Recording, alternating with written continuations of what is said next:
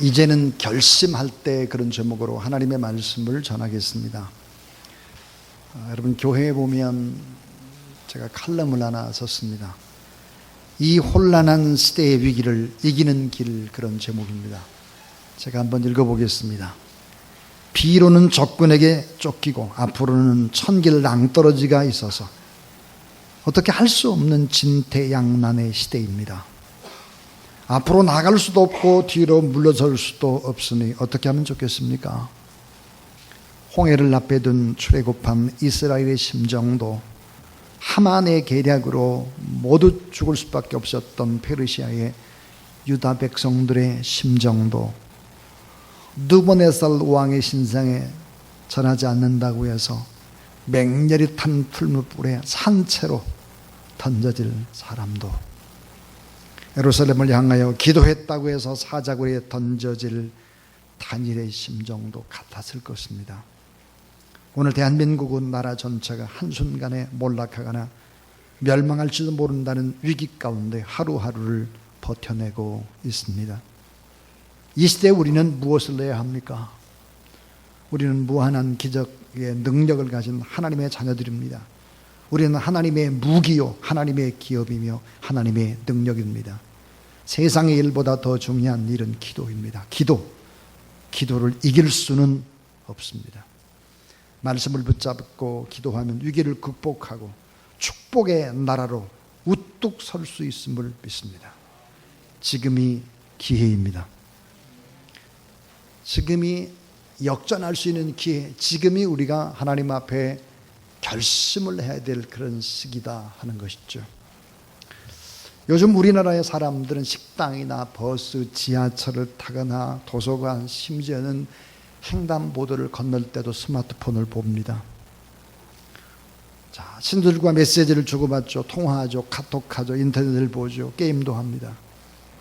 어떤 분들은 이런 거룩한 예배 자리에도 핸드폰을 보는 정신없는 사람도 가끔 있습니다.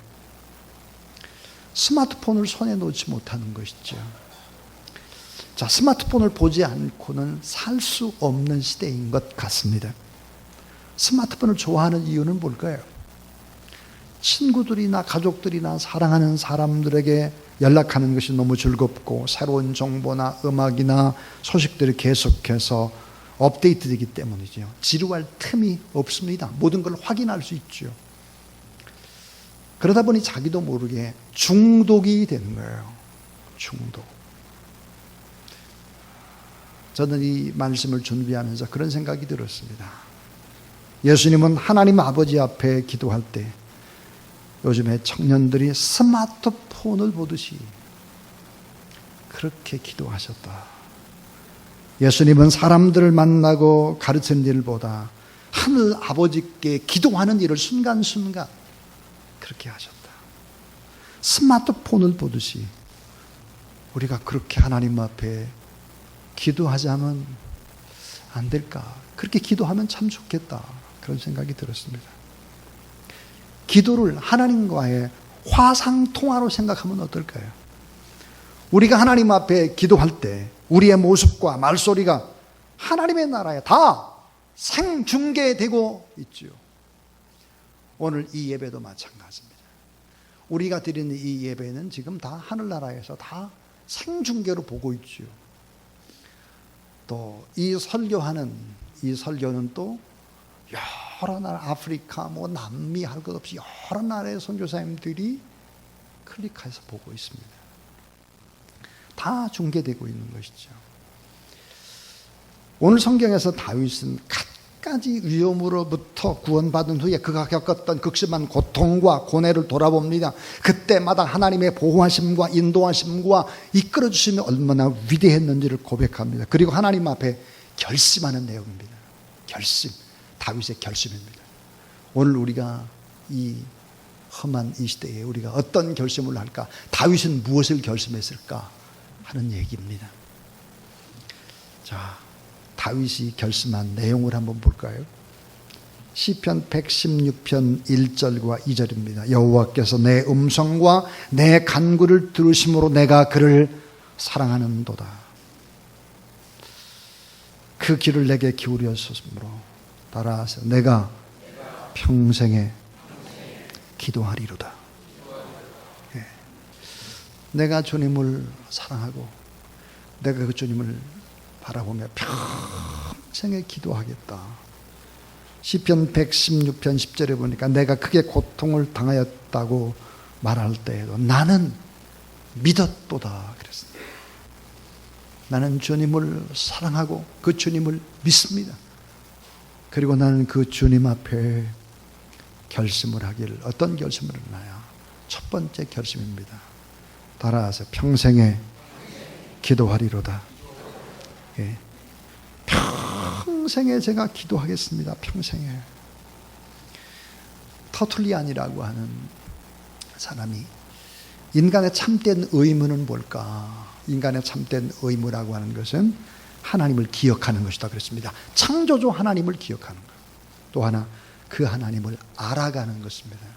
점점 알아가는 것이죠. 믿음이 자라가는 것입니다. 그리고 그 하나님을 사랑하는 것이죠. 사랑하고 그 하나님의 놀라운 구원을 전하는 것이다 그랬습니다. 오늘 다윗의 결심, 제가 평생에 하나님 앞에 기도하겠습니다. 여러분, 기도할 때 어려운 점이 있습니다. 그 어려운 점이 뭘까요? 우리 눈에 하나님이 보이지 않는 것입니다. 핸드폰을 하면 금방 보는데, 핸드폰을 하면 하나님께서 나의 기도를 들으시는지를 알 수 없고, 눈으로 볼 수 없고, 확인이 금방 되지 않고, 그러니까 기도를 게을리하는 것입니다. 그러나 오늘 본문은 하나님께서 틀림없이 나의 기도를 응답해 주셨다고 간증하고 있습니다. 이것보다 더 신기한 일은 없다는 것이죠. 여러분, 우리가 하는 기도는 저축됩니다. 차곡차곡 저축되죠. 우리가 살아가는 이 삶은 흘러가는 것이 아니라 쌓이고 모아지고 저축되는 것이죠. 믿음의 강물은 흘러가는 것이 아닙니다. 믿음의 강물은 흘러서 내게로 그대로 다 돌아오는 것이죠. 그러니까 여러분이 무엇을 심었고, 어떻게 예배를 했고, 어떻게 기도를 했고, 어떻게 선교를 했고, 어떻게 삶을 살았고, 이건 전부 다 내게로 돌아오는 거예요. 흘러가는 강물이 아니에요. 그 강물은 흘러가다가 내게로 다 돌아오는 것입니다.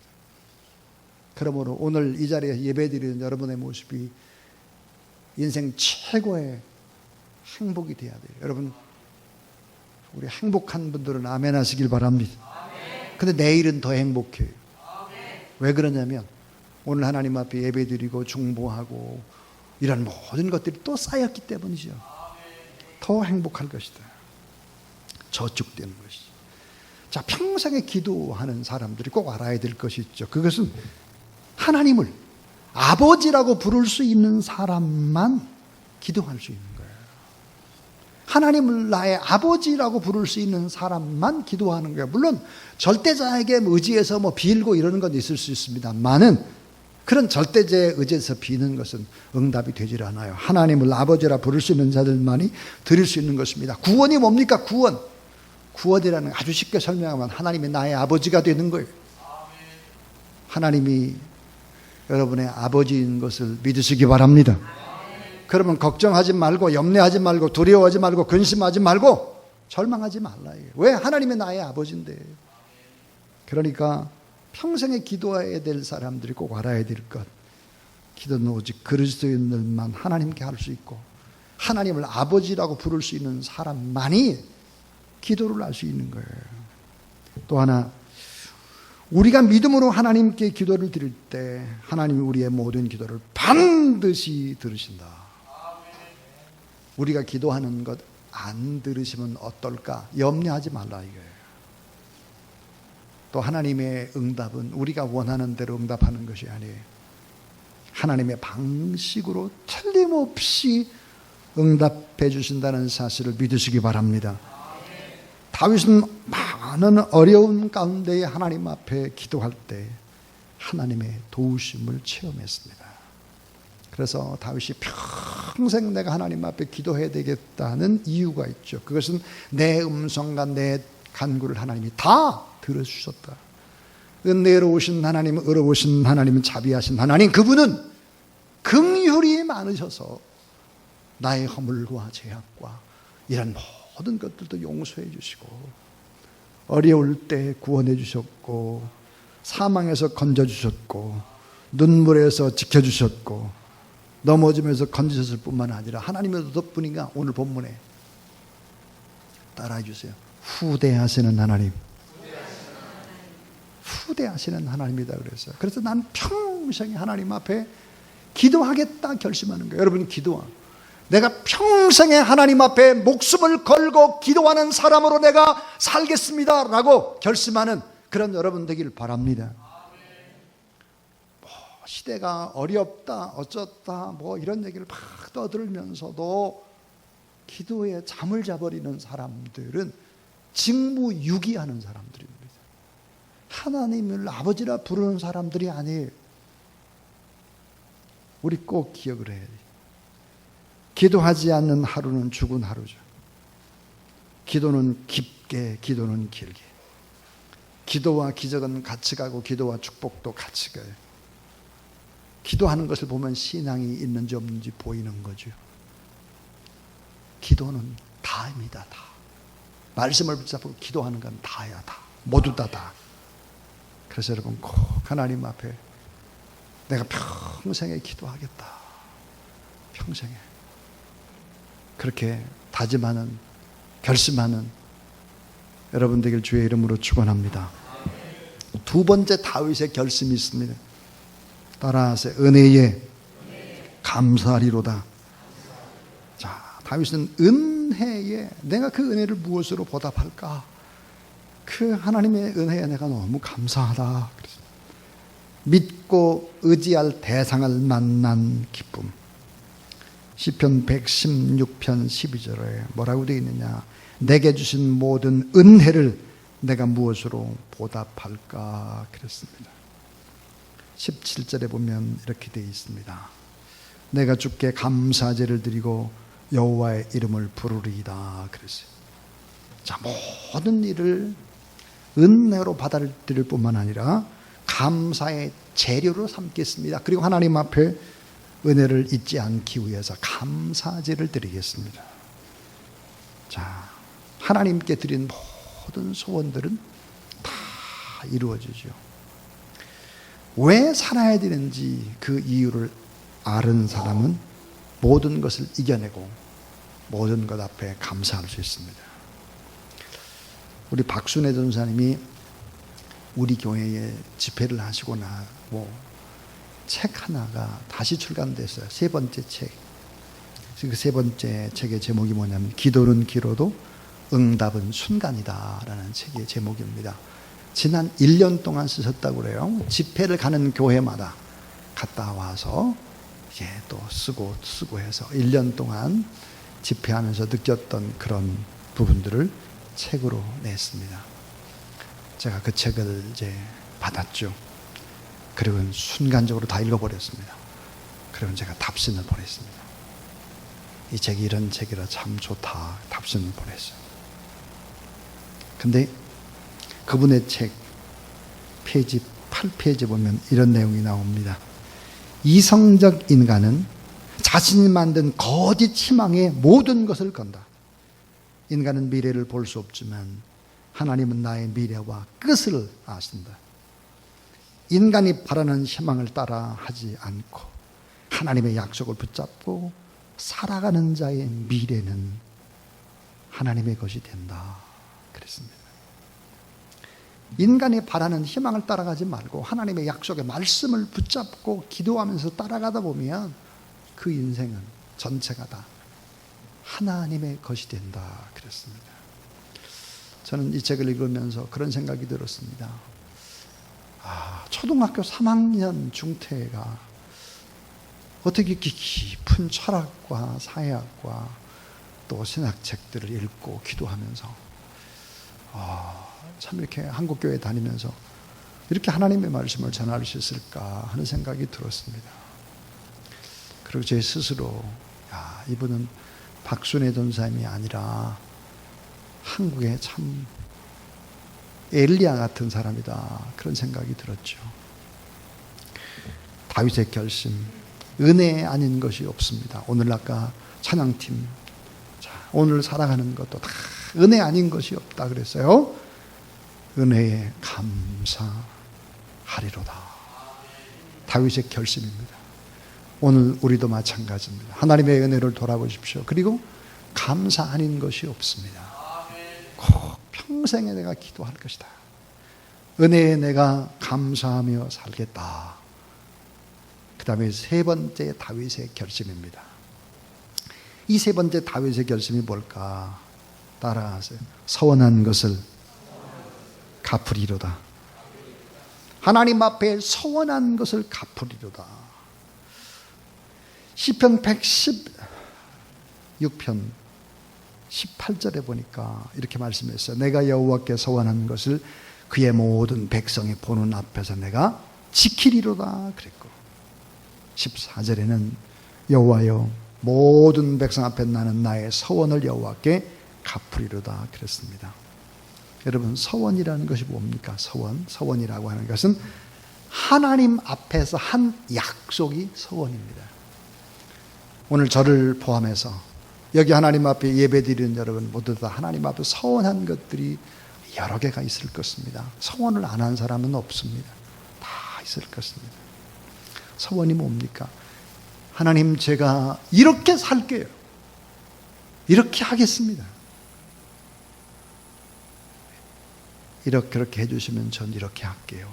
이런 거죠. 고난과 어려움의 상황 속에서 어떤 직분을 받을 때 하나님께 이것 제가 꼭 하겠습니다. 약속한 것이 서원입니다. 그런데 여러분, 자, 우리가 서원한 하나님 앞에 약속한 것들이 뭐가 있을까요? 우리가 세례 받을 때 서약을 합니다. 세례 서약했죠? 입교 서약을 했을 것입니다. 장로님 안수를 받을 때 하나님 앞에 손들고 서약했습니다. 안수 집사님, 권사님 다 서원한 거예요. 우리 목사 안수 받을 때 제가 이런 종이 되겠습니다. 서원했습니다. 선교사님으로 떠날 때 제가 복음을 위해서 목숨 바치고 이렇게 하겠습니다. 서원했어요. 우리 결혼식장에서 목사님 앞에서 언약의 예식이잖아요. 제가 이렇게 살게요. 우리가 하나님 앞에서 건축을 할 때 제가 이렇게 건축 헌금을 하겠습니다. 작정을 하고 그러잖아요. 그 사람들이 돈 앞에 벌벌벌 떨죠. 벌벌벌 떨어요. 우리가 하나님 앞에 일천 번제도 하고 40일 새벽기도도 하고 그럽니다. 하나님 앞에서 약속한 것이 이게 서원이에요. 이 약속한 것을 얼마나 지키고 우리가 지금 살고 있는지를 돌아봐야 하는 거예요. 다윗은 결심합니다. 서원한 것을 제가 다 갚겠습니다. 지키겠습니다. 그것도 어디 앞에서? 여호와의 모든 백성 앞에서. 또 여호와께 서원한 모든 것을 그의 모든 백성이 보는 앞에서 내가 다 지키겠습니다. 사랑하는 여러분, 시편 15편 4절에 보니까 그의 눈은 망령된 자를 멸시하며 여호와를 두려워한 자를 존대하며 그의 마음에 서원한 것은 해로울지라도 갚으라 그랬습니다. 해로울지라도. 하나님 앞에 서원하고 약속한 모든 것들을 지켜내는 그런 귀한 여러분 되길 주의 이름으로 축원합니다. 이런 얘기가 있잖아요. 닭 잡아먹고 오리발 내놓는다 그래요. 천국에 가면요, 어떤 목사님 그러더라고요. 천국에 가면 오리발방이 있대요. 오리발방.